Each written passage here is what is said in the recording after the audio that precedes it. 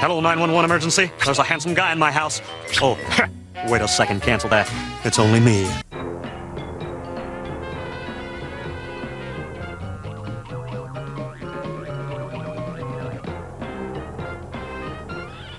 Cartoons. I honestly was not really looking forward to rewatching Johnny Bravo. It's a show that does not age well with its premise. This show came out in the 90s, when the world was a very different place. I mean, the premise of this show is Johnny Bravo trying to hit on a girl in almost every single episode.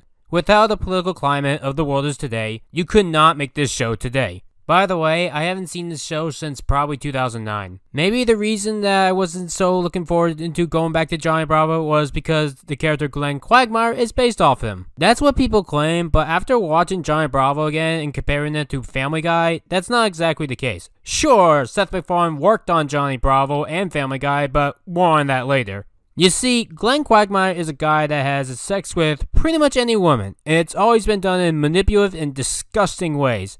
He also has sex with animals and dead girls. One episode, he had sex with a minor and became a registered sex offender. But he doesn't get 20 years of prison because his mother had sex with the judge. And there are several episodes after that with Glenn trying to go after minors. I stated this before, but Glenn Quagmire is my least favorite character in all of animation. Maybe someday I'll make a video dedicated to Quagmire on why that is, but we're on Johnny Bravo today. A character written as a sex pervert is not an easy thing to write in today's world. It's one of those things that was made in the 90s that wouldn't work in today's world. Now, does that mean I hate Johnny Bravo? No, the exact opposite is true. Because I think the show Johnny Bravo is really, really good. It's a lot better than Dexter's Laboratory. That show I had high expectations going into this marathon, while Johnny Bravo not so much. But yet, me having low expectations for the show kinda helped out in the end. Because I was expecting so much out of Dexter's Laboratory and it disappointed me. While Johnny Bravo I didn't expect much and it actually surprised me. In terms of going after girls, Johnny Bravo doesn't succeed. I mean, he's not married by the end of the series, so there's that. But it's a good thing for him. And I think one thing that does work besides this all being animated is that each time that Johnny gets beaten up, it's done in different scenarios. One thing to keep in mind in comedy is doing the exact same joke over and over again will damage your show. Subversion and surprises are key to comedy.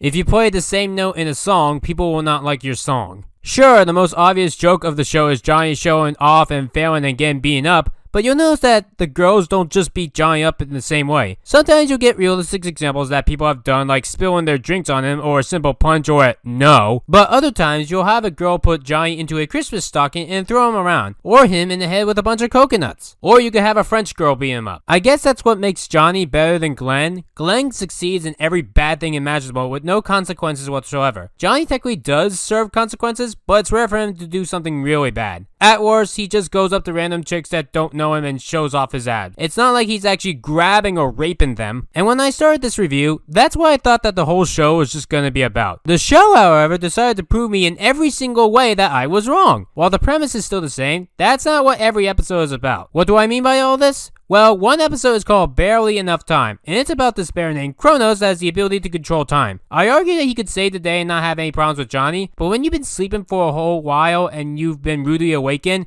you can't really think right away. Yeah, there are a lot of episodes with talking animals. I honestly thought that Johnny Bravo was supposed to take place like in our world, but about a guy constantly getting beaten up by women who reject him. That is not the case at all in this show. A lot of episodes have celebrity cameos. I mean, the final episode of the show has Shaquille O'Neal and he uses Johnny as his good luck charm, but Johnny's cool with it though. This show had 2 Christmas episodes that were really good. The first one involves Johnny beating up Santa by accident thinking he was a burglar, and so Johnny is forced to deliver all the toys in the world in one night. And he succeeds. Santa even warns Johnny at the end by next Christmas he will have his revenge. And so how does the second Christmas special go? Hey, Santa, it's me, Johnny. Remember I'm the one that beat you up last year because I thought you were a burglar? Johnny, hold out your hand. No, I can't say I recall that incident, but from the sound of it, I think that was called for. Yep, pretty much. This show is weird. I mean, Johnny himself is based off of Elvis, to the point that Aaron City is named after Elvis, which is Elvis's middle name. Sad that the best thing about Johnny Bravo is when it's not trying to be Johnny Bravo. That honestly kills the concept of your own show, which could make it hard for people to like your show. It's sad when the best thing about your show isn't what your show is trying to push. In Dexter's Laboratory, the best thing about that show wasn't Dexter's Laboratory. It was the dad and Mandark. In my last Cartoon Network 64 episode, I said that the concept of the show does not determine the quality of your show. And Dexter's Lab was a show with a fantastic concept but a terrible execution. Johnny Bravo is the exact opposite. It's a show with a terrible concept but a fantastic execution. There are a lot of episodes that I found fun. There's an episode where Johnny goes to Ireland and he tries kissing a leprechaun. Pucker up, shorty. I tell you why he's trying to do that, but I think it would be more fun if you found out on your own. I'm not here to tell you what goes on in every individual single episode, but I can give you a bunch of examples. There's one episode called Hip Hop Flop where Johnny becomes a hip hop artist. Whoa, mama. Whoa, mama. Now everybody in the house, scream! Beach Blanket Bravo has a groovy dancing shark who tries tricking people to go into the water so he could eat them. Hi there. My name's Martha Washington. Wanna go for a swim? Some episodes are weird experiments. Lodge Brother Johnny has him join a cult. Oh, I'm sorry, the Brony fandom. Welcome to the herd, son! And another one, Bootman, has Johnny Bravo becoming a superhero. I don't mean the time that he faked being a superhero to help little Susie pass for a show and tell project in Super Dupe, which involved Johnny going up against this weird clown named Sweet Cheeks. That also had a kid cheering that the bank was being robbed. Also, the cops left when Johnny said he could take care of it. Cool! The bank is being robbed! No, I mean that Johnny actually becomes a superhero. Like, he can actually fly and interact with other superheroes in space. Oh, by the way, one of the first episodes of the show, Johnny Bravo and the Amazon Women, literally has Johnny meeting up with over a dozen Amazon giantesses. Picking a favorite episode was hard for me to do, because I had some interesting candidates. There's the Scooby-Doo crossover episode, which was a fun crossover. It's more or less every Scooby-Doo crossover since the 1970s, but add Johnny Bravo into the mix. And I love Scooby-Doo, except for that one time.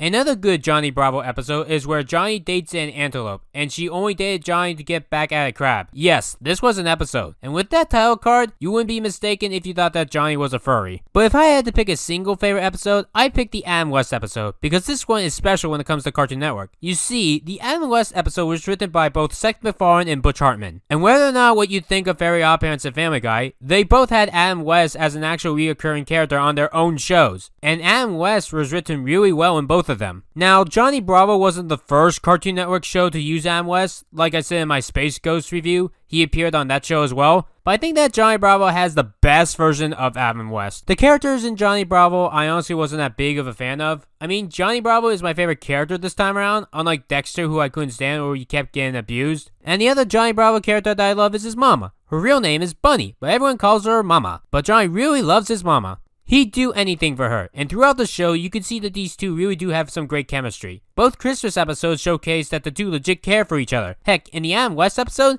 Johnny got Adam West for help in thinking she was kidnapped. Though she wasn't, but the fact that Johnny Bravo actually cared for her shows a lot. Other than that though, the cast is just there. I didn't really hate anybody, they were just fine in my eyes. Little Susie is fine, she didn't do that much for me. Though I honestly could never figure out why she started hanging out with Johnny besides being her neighbor. It just feels random to me. In one episode, It's a Magical Life, Johnny explicitly states that he wants a Susie-free weekend. And he would get that after he chaperones for Susie to see a magic show. Not every episode of Johnny Bravo, by the way, is good. The most notable ones are the ones that focus too much on the women more or less mocking Johnny. For the show's formula to work, they need to just be there and be an object. But then beat Johnny up. It's worse when they try to focus on them in a more serious light. Oh, you see that, kids? That woman who became a strong woman is a representation of how women should be. Because all strong women can grow 2 times their size to be up men. But we'll be talking about my problems with strong women as a whole when I get to my South Park rant later this year. Though I don't know how serious I'm supposed to take the women in this show when a woman judge gives Johnny 86 life sentences and throws him into a female prison. Jailbird Johnny is the name of that episode. The worst episode of the show is Witchy Woman, which I heard is divisive. To be fair, how it starts off is actually good. In fact, Johnny becoming a girl and his experiences with are actually fun to watch. And Greg Griffin doing the voice works real well. Hey there, pretty mama! Well, that was new. Now what's a frumpy yet oddly attractive chick doing in my mirror? And why is she playing Simon Says with me? Nah, the episode all falls apart when it gets to the song, which makes this more insulting than the Loud House's awful take on Rule 63 characters in One of the Boys. No, Witchy Woman isn't as bad as One of the Boys because at least Witchy Woman can be funny, but since I'm near the end of this video, let's talk about this song because this song bugs me. You think that men are pigs that sing, we all know that's a fact. For the episode's safety, I'll assume that she means that just Johnny thinks that and not the actual message. So listen to me, sister friend, cause I now have your back. Okay, but what is your name? They think they've got it going on, that they're a work of art. Are you implying that all men are straight and into women? Don't pay them any mind and they will think that girls are smart. Oh yeah, because not minding them automatically means that they won't try to rape you. You think that you are something fresh? I know that you are cool. Oh no, didn't you hear? Many women usually put themselves down and end up getting stuck in abusive relationships and have their own self-esteem issues. That girls are smart. This is the song's message. Girl power! I get it, there's nothing wrong with feminism, but this here is an example of its bad tropes. But you usually want to push feminism without putting down men. In this song, men are more or less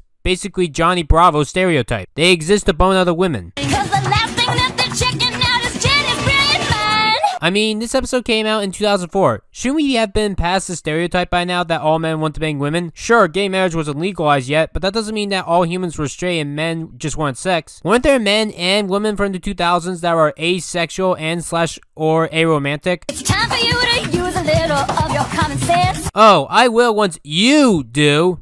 Use martial arts or pepper spray, it's all in self-defense. Oh, now I see what they're doing. Remember the infamous rape whistle? What is that? It's a rape whistle. Well, it's basically that, but as a song now. And with that strength, you'll also know girls are smart. After Johnny learns the message, he reverts back to a man and basically forgets the lesson entirely and tries to even hit on the women who sang the song. For this marathon, I'm not going to review every single show in a row and no other videos. In fact, after I am done with all the Cartoon Network shows of the 1990s, I'll be taking a break from the marathon and doing some other videos. The very first one is the top 25 worst songs in animation, and this song has a guaranteed spot on that list. Like Dexter's Laboratory, Johnny Bravo also had a TV movie, Johnny Bravo Goes to Bollywood, which was released in 2011. Unlike Dexter's Laboratory's TV movie, I don't know if this really counts for the franchise. For this marathon, while I am watching every single episode of each show for the reviews, I am not watching things that are left field and were away from the franchise. So unfortunately, I didn't have time to watch this movie. I'll give it a watch in the future if you want me to for like a Ryanimation review to see if it's good or not. I mean, Johnny Bravo ended in 2004, and this movie came out 7 years after the franchise ended. On top of that, this was made in India and America, so it's technically an Indian film. No one really talks about that, and I didn't have the time to watch this movie. I mean, Johnny Bravo took a longer time to get its own movie more than Drawn Together did. Drawn Together took 2.5 years to get its movie. Johnny Bravo took 7 years, and it was mostly made in a different country. And I gotta say this about Johnny Bravo. Not the movie, not the show, just the character himself. I'm gonna say it. He's sexy. Any chick that turns him down for his looks, I never got. You want to date me, Johnny boy? I'm here. I'm a pansexual gender fluid. Guys are hot. As for the show, I give this a pass. It's a good Cartoon Network show. No clue if it's gonna make my top 10 favorite Cartoon Network shows of all time, or even my top 10 favorite 90s cartoons, but it was fun to watch. I don't think that I'll rewatch this when I feel like it. I don't usually watch 90s cartoons in my free time unless I have to. Usually I stick to mostly 2010s cartoons on rewatch since they're easier to find and I'm more familiar with them. But Johnny Bravo is a good show. Give it a watch if you want. Now let's end this review with everyone do the monkey! Do the monkey with me! Coming up next. Chicken!